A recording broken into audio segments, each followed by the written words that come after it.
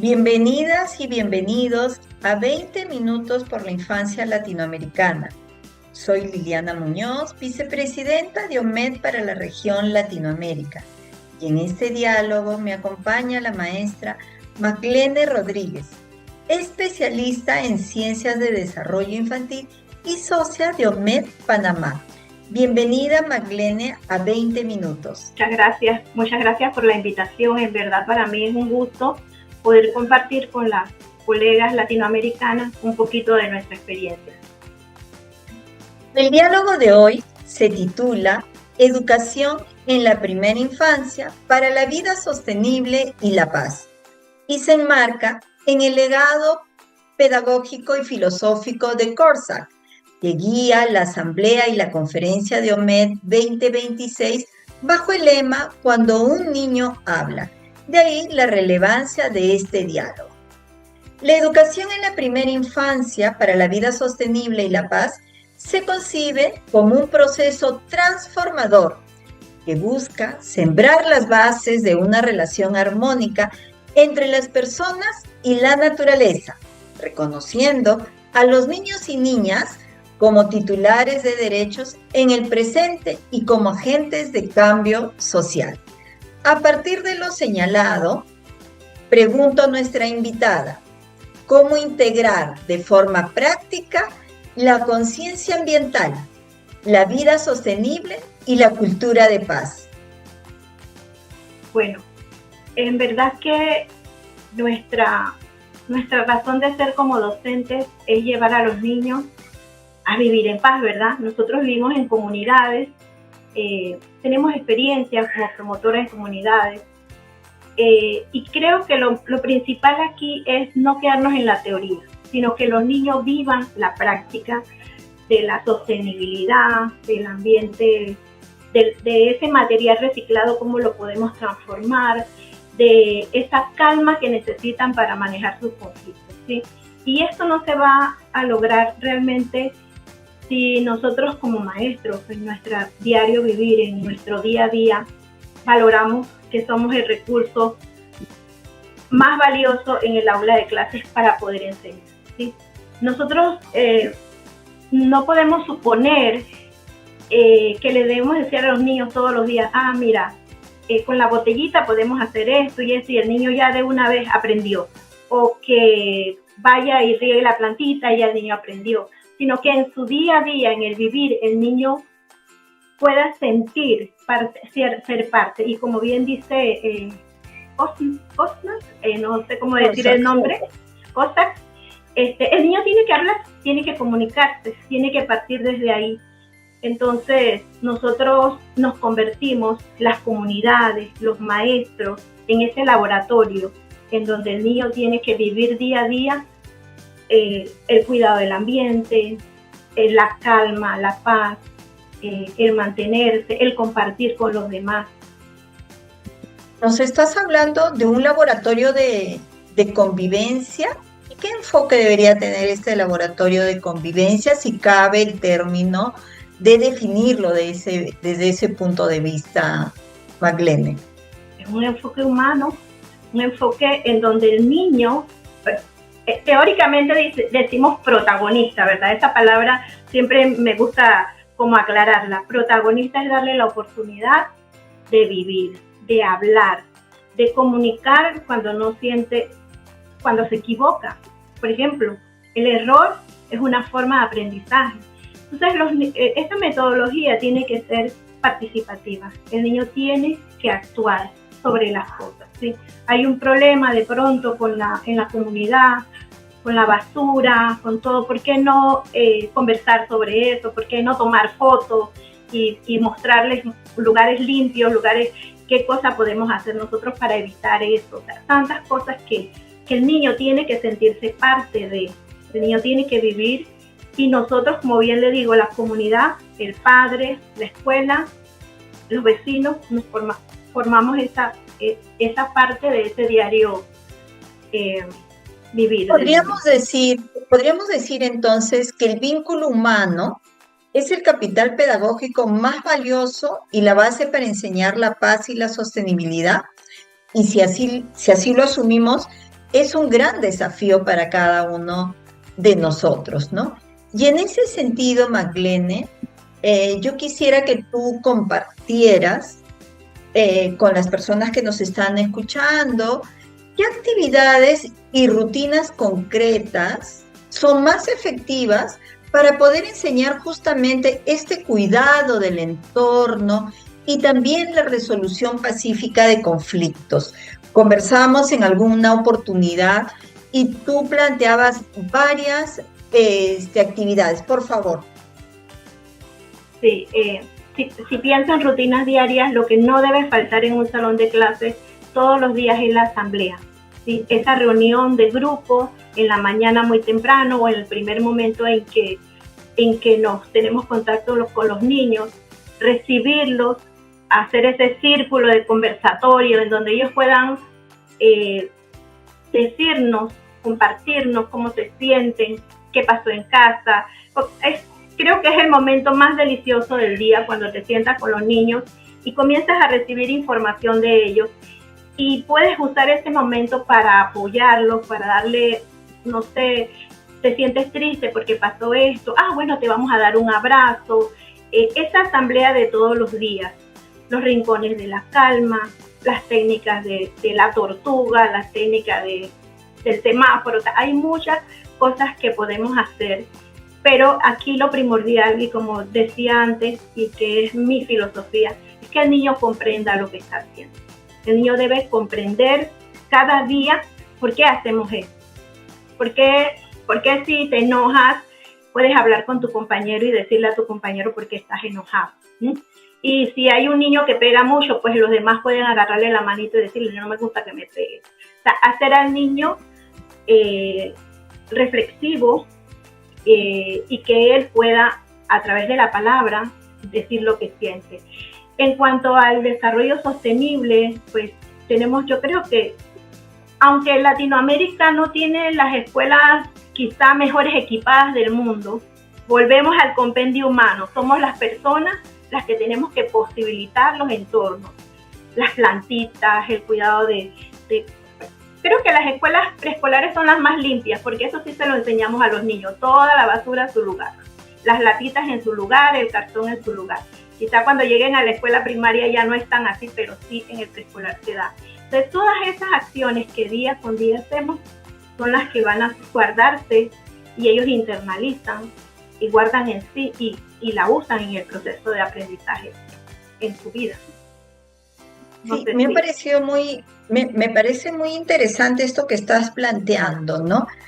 Debemos promover el hábito de la palabra, que eso es algo que el hecho de que el niño, la niña tenga la oportunidad de verbalizar sus sentimientos, lo que necesita, las expectativas que pueda tener, cómo se siente dentro del aula, fuera del aula, dentro de la familia, ¿no? Y eso es darle la voz a los niños, ¿no? En actividades como tú nos has señalado, ese rincón de la calma que nos hablabas en algún momento. También implementar la pedagogía del reciclaje y el cuidado con el medio ambiente, ¿no? Enseñar ese valor de la vida sostenible y de manera práctica, ¿no? Porque eso que tú nos has señalado son situaciones del día a día, cotidianas, que las podemos poner en práctica y de hecho las maestras con toda la creatividad que las caracteriza y los niños también con esa creatividad tan natural que tienen, van a poder profundizar en sus aprendizajes y también son vivencias que van a hacer tangible el respeto por el otro, el respeto por la vida, cuando tengan que cuidar el entorno que les toca vivir, ¿no? Y pensando también en la diversidad de nuestras infancias, ¿qué medidas consideras, Maglene, garantizan la equidad para que estas prácticas que nos has ido desarrollando lleguen a todas las infancias? Creo que lo principal es que nosotros los docentes llegamos a diferentes zonas en donde trabajamos, ¿verdad? Yo creo que leí hace muchos años algo sobre la cultura de la pobreza y eso a mí me impactó mucho, sí, esta lectura, porque a veces uno se acostumbra porque está en una comunidad que no tiene tantos recursos, pues no me voy a esforzar tanto. Pero creo que lo principal es saber usar los recursos que existen en esa comunidad, usar la lengua materna de los niños, usar las cosas que están ahí para que aprendan, y para eso necesitamos nosotras aprender, porque yo no puedo ir a una comunidad indígena que yo no conozca y que no conozca el nombre, como le dicen al árbol, o como dicen buenos días, y yo no lo aprenda primero para yo poder decirle a mis niños buenos días, y luego después enseñarle cómo yo digo buenos días. O sea, siempre tiene que partir del entorno en donde el niño está, de los recursos que tiene su entorno. No podemos exigirle a los padres traer materiales si no tienen recursos. Nosotros tenemos que valernos de las cosas que están en el medio. Entonces ahí nosotros desde nuestra posibilidad hacemos que la equidad, o sea, hacemos ese balance. Le damos a los niños lo que necesitan desde sus propios recursos. Claro, yo creo que nosotros en Latinoamérica y en el mundo siempre no hay un maestro que no ponga de su bolsillo para darse. Siempre cuando falta algo uno a veces no espera que el sistema te lo dé, tú lo pones o algo así. Pero también hay que hacer a los padres que ellos comprendan que cualquier cosita que traen a la escuela es valiosa. Y nada, tenemos que gestionar, tenemos que aprender a gestionar. Tenemos que aprender a gestionar porque para poder dar equidad tenemos que usar de todos los recursos que la comunidad nos puede ofrecer. Entonces, la conciencia ambiental es muy importante que se enseñe desde sus propios saberes ancestrales, claro, y de su lengua materna, eso es lo que nos estás señalando, ¿no? Y que la sostenibilidad en realidad ya existe en las culturas, sino que nos falta es visibilizarlas. Y claro, es muy interesante porque evoco en este momento o conecto con este enfoque del buen vivir, ¿no? Y que nos invita entonces también a mirar y a repensar que hay otras formas de vida comunitarias y que están muy presentes en países de nuestra región, ¿no? En ese sentido, ¿cómo se viene trabajando este enfoque en el contexto en el que tú te encuentras? Yo soy profesora universitaria, ¿sí? Yo tengo unos 10 o 12 años de estar trabajando, formando formadores de la primera infancia. Una de las cosas que converso con mis estudiantes muchas veces es que nosotros no podemos dar lo que no tenemos, ¿verdad? No podemos, nadie puede dar lo que no tiene. Entonces, ¿cómo hacer perdón, me perdí un instante. ¿Cómo poder hacer que las personas que se están formando y los que están en práctica puedan hacer el trabajo como debe de ser? Tenemos que pensar y actuar. El docente preescolar es un docente de acción. No nos podemos quedar en las cosas teóricas y en las cosas que no nos hacen aterrizar en estas necesidades de nuestros niños, ¿verdad? Una de las cosas que yo pienso mucho de las competencias que necesitamos los docentes son que tenemos que aprender sobre el ambiente. No podemos... Hay que seguir capacitándose en todas las posibilidades que el docente tenga a mano para trabajar el ambiente en los niños y poder enseñárselo a los niños. Tenemos que valorar, por ejemplo, Panamá es un país con 2 mares, ¿sí? Con 2 mares. Entonces, yo le digo a las maestras, un país con 2 mares, hay tanto que hablarle a los niños, tanto. La diferencia de un mar y otro mar. O sea, ¿por qué nosotros tenemos que conocer de nuestro ambiente, cuáles son nuestras riquezas, qué es lo que tenemos para poder enseñarle a los niños.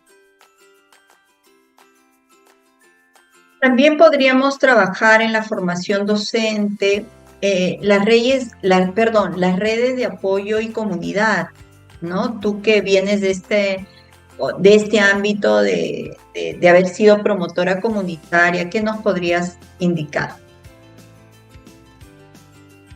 Ok, ahorita, hace años atrás, cuando estaba en la promoción en las comunidades, por ejemplo, en la estimulación temprana, nosotros íbamos a las comunidades, orientábamos a los padres, ¿verdad? Le enseñábamos cómo estimular a los niños en casa para que el niño le agradara mirar una revista siendo pequeños, y a medida que van creciendo, cómo integrarlos a la lectura y a la escritura.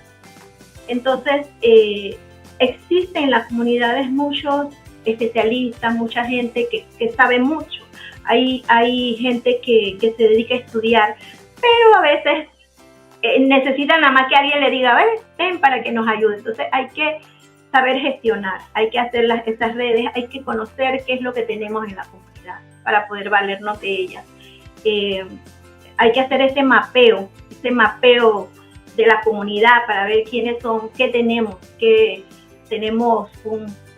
en Panamá decimos MIDE, Secretaría de la Primera Infancia, tenemos las juntas comunales, tenemos los centros de apoyo, o sea, los centros comunitarios. Y no, hay que caminar por la comunidad para saber qué pasa. Hay que caminar mucho por la comunidad para saber qué pasa. Nuestra escuela, cuando comenzó, nosotros tuvimos que hacer un mapeo en la comunidad para saber cuántos niños necesitaban educación preescolar para poder abrirla. En ese momento, cuando abrimos, éramos como 30 colegios, 30 escuelitas que se abrieron, y de esas 30 solo existimos nosotros hasta el día de hoy. Las demás se fueron a las zonas rurales y nosotros estamos en una comunidad urbana, pero es la única que quedó después de 33 años. Y esa existencia obviamente tiene que ver con reconocer a la infancia con derechos plenos, ¿no? Correcto. Maglene, te agradecemos tu participación. Hemos llegado al final del diálogo y voy a cerrar esta participación de Maglene, que de hecho vamos a tener oportunidad en otro momento también de seguir conversando, con 3 ideas, ¿sí? Si me permiten. Convertir la escuela y la comunidad en espacios prácticos, donde se aprende a respetar la vida mediante acciones cotidianas que la profesora Maglene nos ha compartido, pero que nosotros también estamos en condiciones de que a partir de este diálogo ampliar, profundizar, discutir en comunidad con los colegas, ¿no? Promover y valorar también me ha parecido muy importante los saberes locales, enseñar en la propia lengua, junto con el uso creativo de recursos naturales y reciclados, que en algún momento también lo has nombrado, y para que las prácticas perduren, obviamente se requiere de una formación en educación, desde educación inicial hasta educación continua en el aspecto emocional, ambiental, para la paz, que era parte de nuestro diálogo, redes de apoyo también comunitarias y obviamente políticas públicas con presupuestos para tener una mejor infraestructura y un entorno saludable para cada uno de nuestros niños y niñas. Gracias, Maglene, y gracias a todos y todas por acompañarnos el día de hoy. Los esperamos cada viernes en 20 minutos por la infancia latinoamericana. Saludo a todos los colegas de Panamá. Gracias. Muchas gracias.